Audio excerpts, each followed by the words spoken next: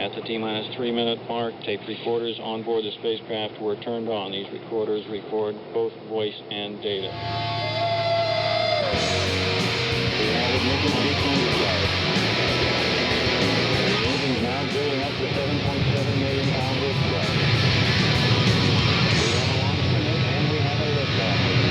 Moving back. The Saturn V lifting off with power. This is WOMM LP operating out of Burlington, Vermont, 105.9 The Radiator. Good evening, it is The Rocket Shop. I'm your host tonight, Tom Proctor, and with me is Big Heavy World only Cobalt Blue. Hello. Hi, thank you for having me. Thank you for coming in and showcasing some of your music this evening. It's been a work in progress for sure.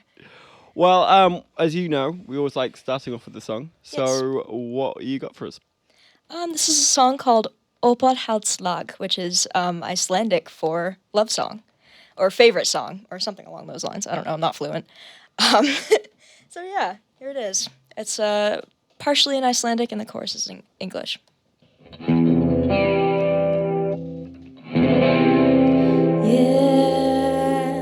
Ég vil vel Opad Haldslag. Ég vil syngja fyrir stuga en dag. Och efter korsningen är kis förvandlar. Efter allt lurar upp att havet ta nästa tag att treat like no.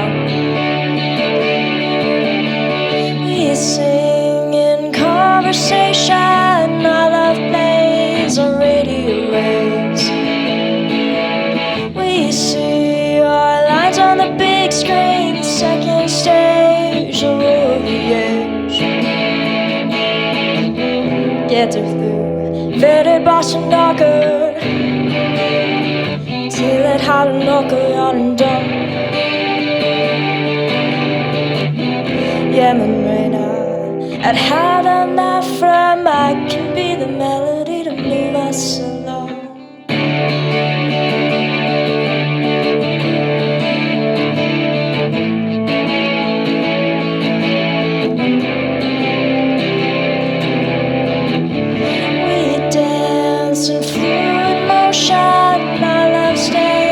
Center stage. We cry from the sky, don't our eyes. I can land so you can fly. After all, my favorite part of every single harmony that enters my heart.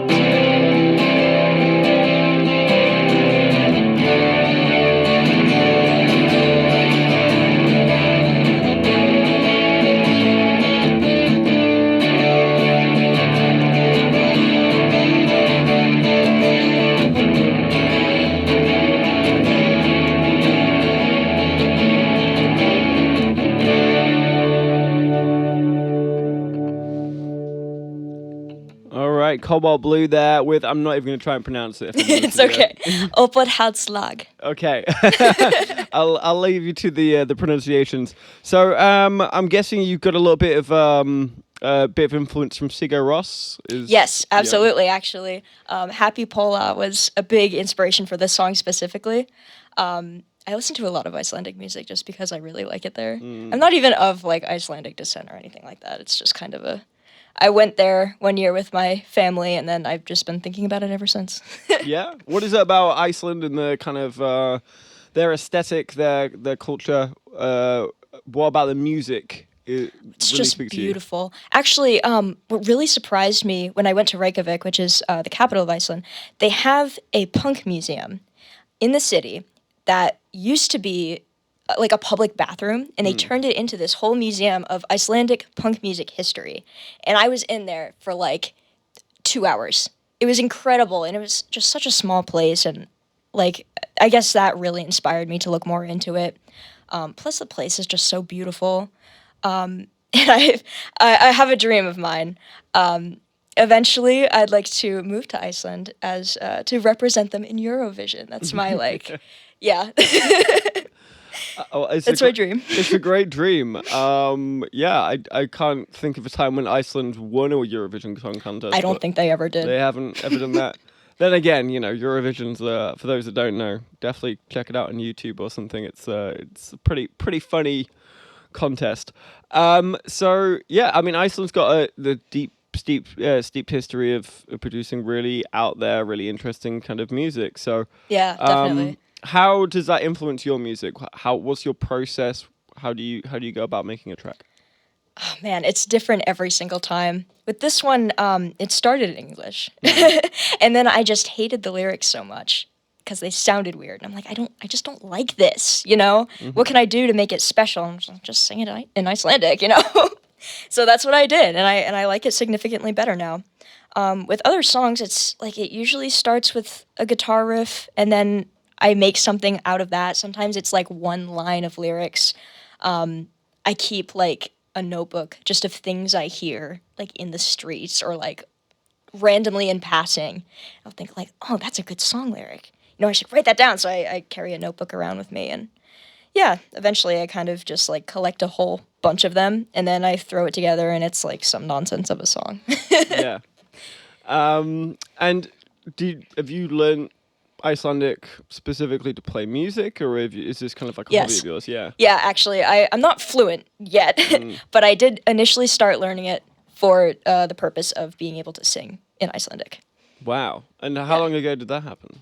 I actually started this year, in the beginning of this year. Well, that's definitely going to be part of my next question. Is kind of I've asked every person that's come through here, but what's your COVID experience been like in terms of your music, and how's that helped your music or hindered your music, in fact? I would go so far as to say that Cobalt Blue wouldn't exist without COVID, because I actually came up with a band name right like the week. Well, I say band name, it's just me and a bunch of mannequins.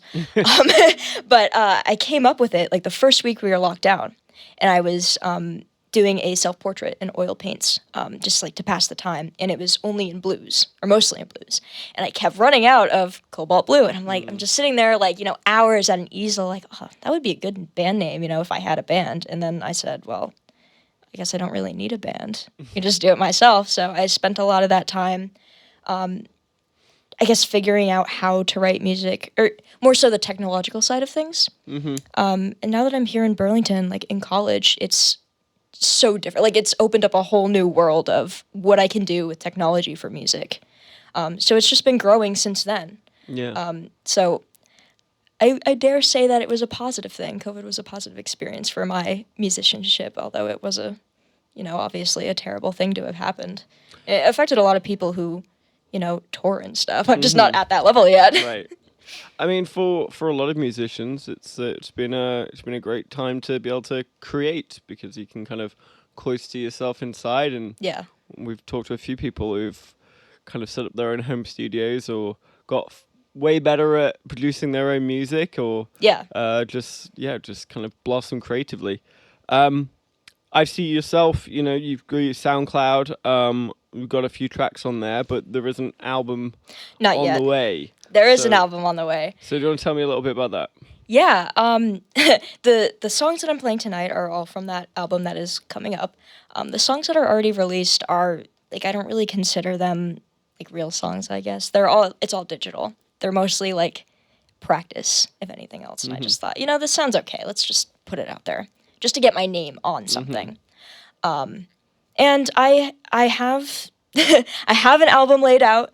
I'm not sure when exactly it's going to be, when it's going to come to fruition, but I'm hoping sometime this summer, like maybe in the August, maybe September region. But I'm going for it. Right. So, I mean, how far are you at the moment?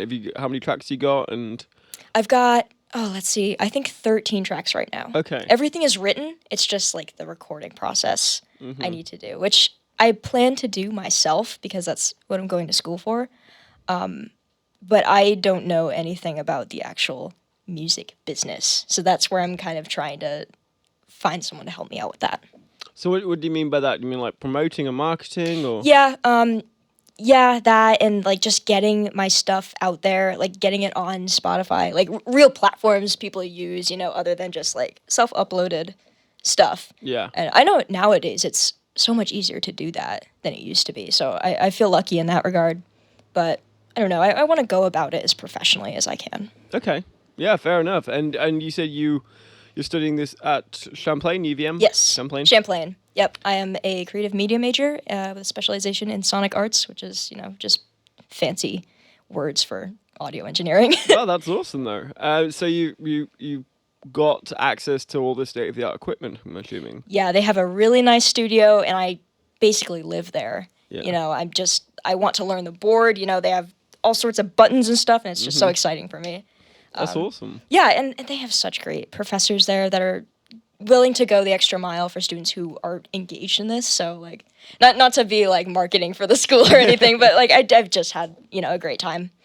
Yeah, and does that mean you've got a lot of space to kind of practice and maybe mess up and re-record without having to worry about so many people talk about how expensive studio time is, right? Yes. So do you have that kind of luxury of being able to take a little bit more time over this? Absolutely.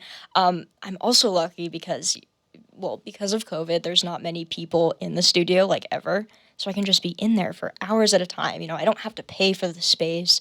I don't have to pay for any of my own equipment. I can just take over the whole place and spend, like, 5 hours there and just, like, really flesh out what I'm doing. And I have recorded stuff in there, but it's not songs that will be on the album, mostly just tracks to get me used to the equipment, if that makes sense. No, for sure. But have you, I can imagine, as you said, it's kind of pretty quiet at the moment, and that's understandable because of COVID. Have you brought in any other fellow students or friends into your music making? Is this purely solo and you kind of want to do this one yourself? Okay, that's kind of a loaded question. I spent a lot of my time in high school trying to get a band together. Like, that's all I wanted. And I succeeded multiple times, but it always just ended terribly because of, like, one reason or another. It was usually because of, like, creative differences, or, like, I was usually the one who took it too seriously, and everybody else was like, oh, yeah, we'll get together sometime. And I was like, when are we touring? So that just always ended up not working out. So I kind of realized that maybe it would be best if I just did everything myself. I wrote it all, I played it all. That's why I learned so many instruments. I play the drums for my own songs. I play guitar, bass, anything that it needs. I'm going to learn the instrument so I can get it on there. And I haven't officially collaborated with anybody, but I am open to it. Like, my friend Abby here, we have written a song together in the time I've been in school, but that's really about it. It's kind of my own journey here. That's actually part of the reason I have mannequins standing around me. The gimmick is kind of, it's a stand-in band, because my goal, obviously I can't do this right now, but my goal is to sound like a full band. I couldn't rig things up electronically tonight to make that happen, unfortunately. But the idea is, in a real show, or a bigger live setting, it would just be me and maybe a 4 or 5 piece band made up of mannequins. And they would hold instruments, allowing me to freely switch off between any of the instruments, so I could play any of the parts I wanted to.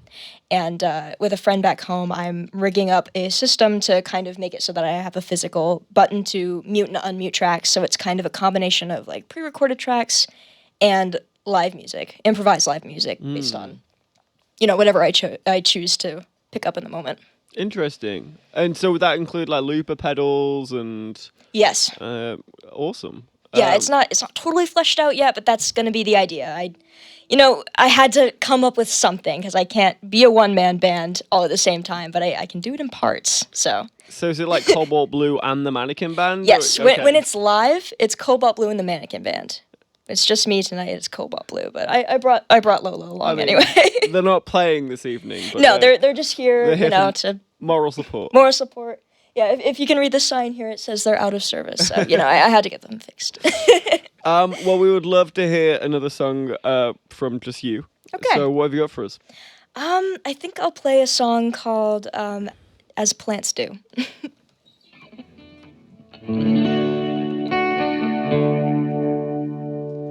I wish I could rise in a world where she would never cry. There's always syrup in her eyes. The ocean makes her strapped. Nature doesn't sympathize. For now, I live until my mother dies. Baby sun shines bright, and I just can't get enough of it. There's always some ice freezing over my eyes. I wish that summer were mine all the time.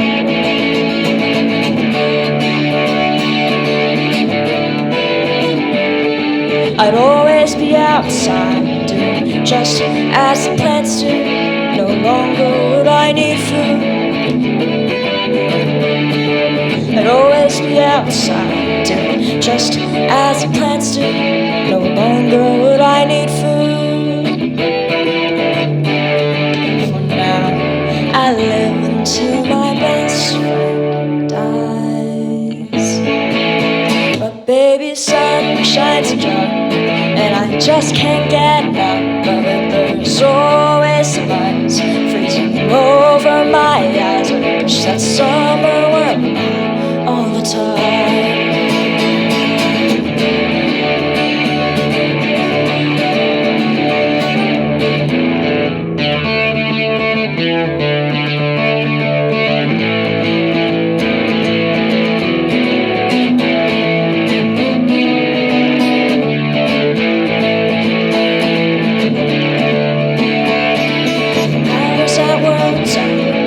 Life among the dead, clouds would speak in signs, and we'd only photosynthesize. But now I wait for better times, fractions would be simplified. For now, I live. For now, I live. For now, I live. For now, I live.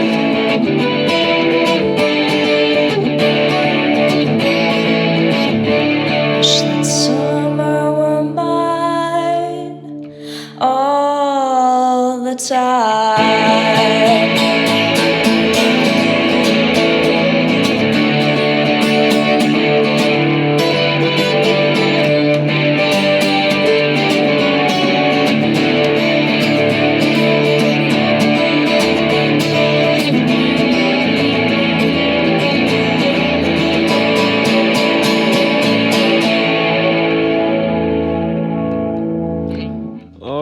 Cobalt Blue there with As Plants Do. Do you want to tell me a little bit about that song? So, yeah, what title and the... I actually wrote this song not very long ago. I think it was the first day here in Burlington that it reached like 50 degrees.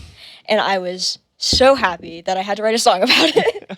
I'm not really sure what it's about. I hate saying that, but I like to compare myself to REM songs because you listen to it and you have no idea what they're talking about, but like it's catchy, so whatever. So I think of this song as kind of a mishmash of different meanings you can derive from it, but primarily I think it's about coming out of winter, coming out of a kind of depressive state and feeling the sun for the first time again. Yeah, I mean, it's a momentous day when that happens. Yeah, especially after a long winter here in New England. And every single year I get tricked into thinking it's going to be a nice spring again, and then... It snows in April. And then 2 weeks later we get this kind of weather. Yeah. I'm thankful, though. I feel like it's on the way, and I love summer so much, so I had to celebrate it. Yeah, of course. And I think during those first days of spring where those... the green gets on the trees, and you finally, as you said, feel the warmth on your skin. I can imagine wanting to sit down and pen something to kind of be joyous in that moment. That's wonderful. And so you were saying in high school you tried to get a band together a lot. Multiple bands together. So it sounds like you've been musical for quite a while. So take me through that journey. Have you been doing this since you were 2, 3, or did you? No, actually, the first time I picked up an instrument was, I don't know, like 3rd or 4th grade for the school band, and I played the flute, and I absolutely hated it. Worst time in my life ever. It's a bit of an exaggeration, but I didn't enjoy it at all. And after I put the flute away, which is around 8th grade, sometime in middle school, I was like, I'm never touching an instrument again. Like, that was so boring. And then I guess I started to listen to more music, expand my horizons a little bit. And I was like, I really like this. Like, I'm connecting with this. This means something to me. And I started envisioning myself, like, what if I could play that? What if I was on stage? And luckily, my father, he is a guitarist, and so is my grandfather. So I had an easy way of getting into that. So I asked my dad for like a really short lesson. I asked my grandfather for a really short lesson. I quickly learned stuff on acoustic guitar, and I picked up electric, and I'm primarily an electric guitar player. But limited resources in college, so I'm making it work tonight with an acoustic guitar. And then it just like exploded from there. In high school, I learned the violin. I have a cello now. I played viola in a string orchestra. I have I have an accordion and a trumpet at home. I want to learn everything. I want to be Prince, basically. Did you ever pick up the flute again? No, I think I took it out of my closet once, like 2 years ago, and I played a C chord or a C note, and I'm like, yep, that's enough. Let's put that back.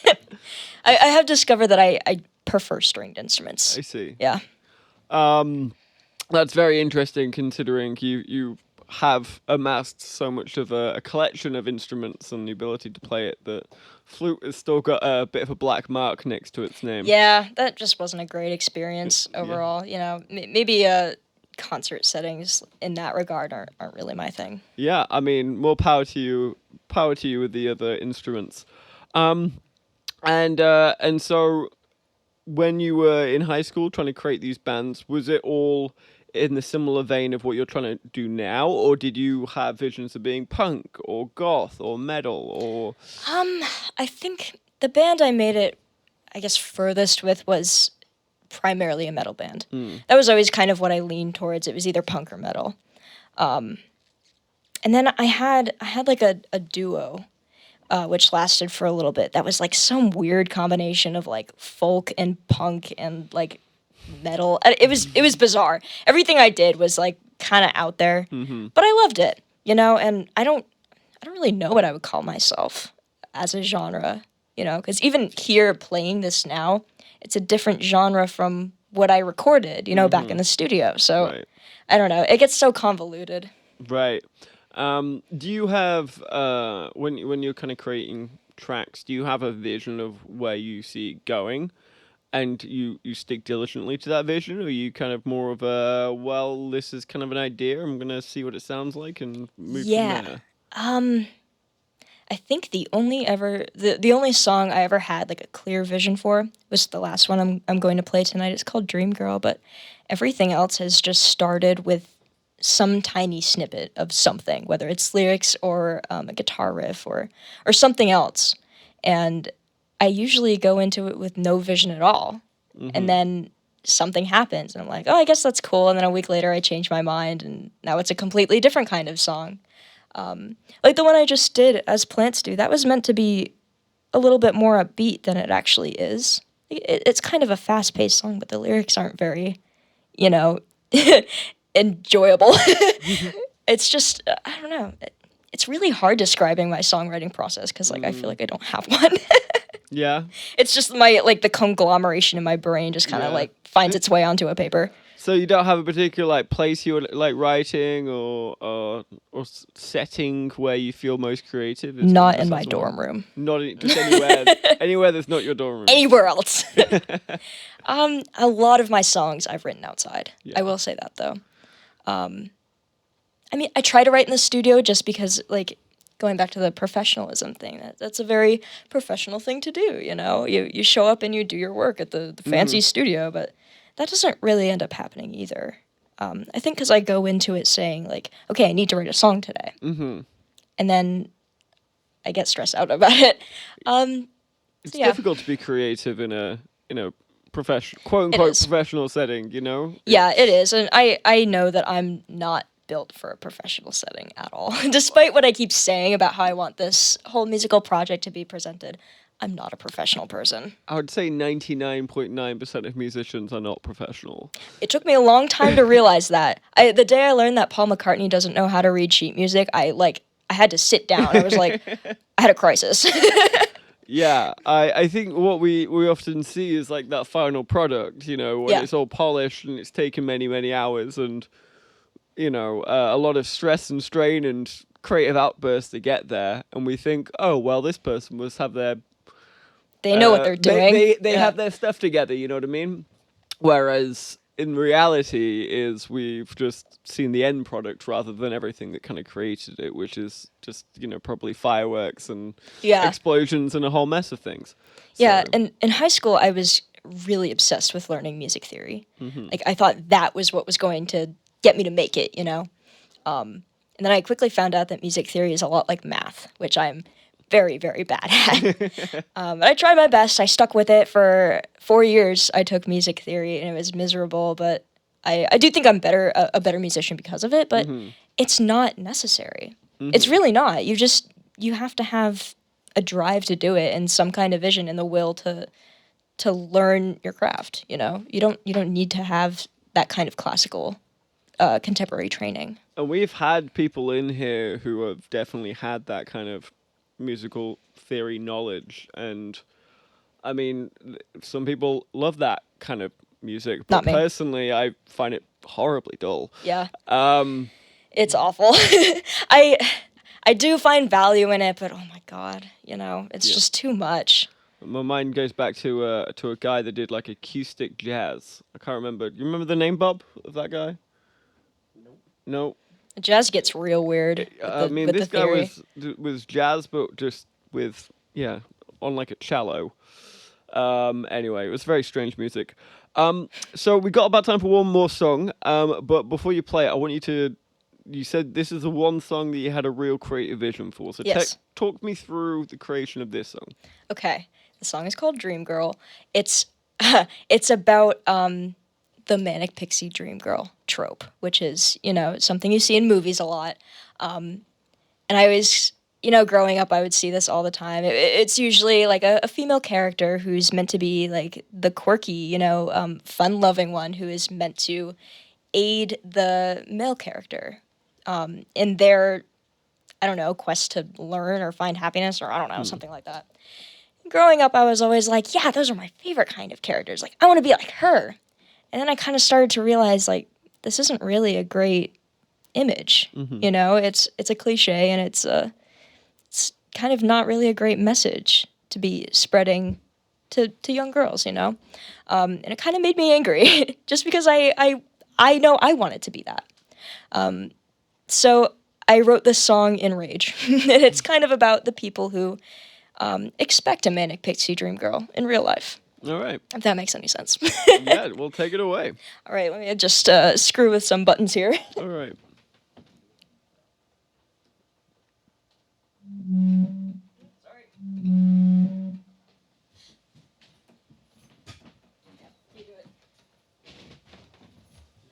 Having my roadie take over. Not every band gets a roadie. 14. Cool. Okay, without further delay, this is Dream Girl.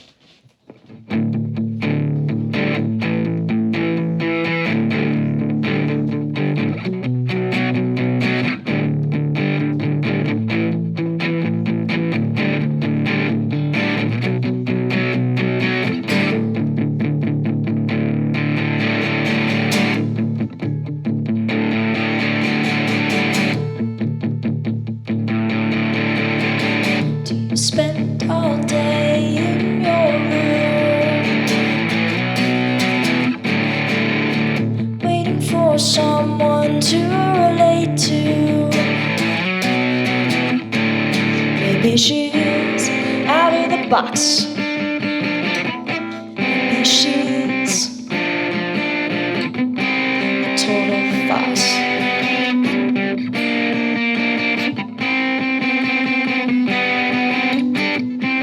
She's not your type, but still she's just right. Manic pixie dream girl.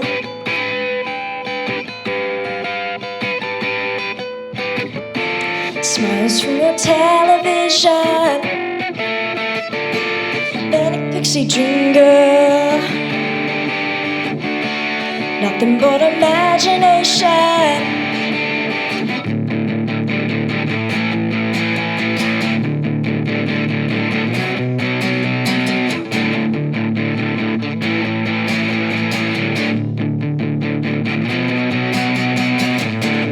Nothing you wouldn't do.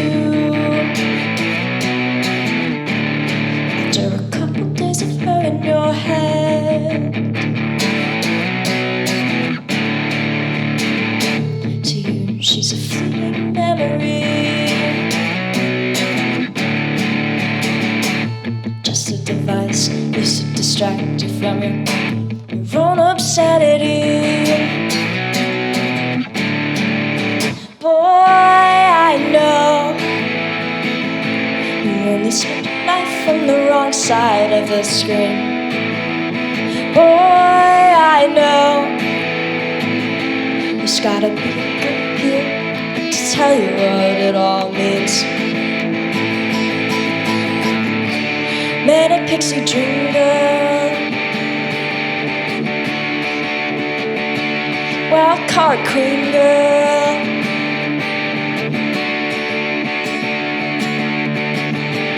Young and wild and free girl.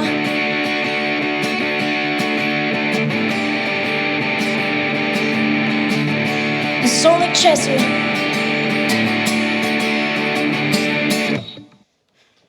All right, Cobalt Blue playing is out there with Dream Girl. Thank you so much for coming in. Thank you. That was a little rough on an acoustic guitar. Forgive me for that. But. Oh, that was great, and we're looking forward to the album coming out later on this year. Anyway, where I'm sure Thank you you'll very be much. on the album, and you've got to come back in again once that's once that's Definitely. released. Yeah, you guys haven't seen the last of me yet. So just before I let you go, if people do want to listen to you, where do they find you? Usually I post a lot of my stuff on my Instagram, which is at cobaltblue.music, and right now I'm most active on YouTube, which is just under Cobalt Blue. I also have SoundCloud and Bandcamp under the same name, and hopefully when that album comes out, I'll be on all the major platforms under Cobalt Blue. Unless it's live, then I'm Cobalt Blue in the Mannequin Band. Awesome. Well, thank you once again for coming in. Thank you so much. Catch us next week. We're going to have Dogface in the studio. This is 105.9 The Radiator. It's been The Rocket Shop. I've been your host, Tom Proctor, and good night.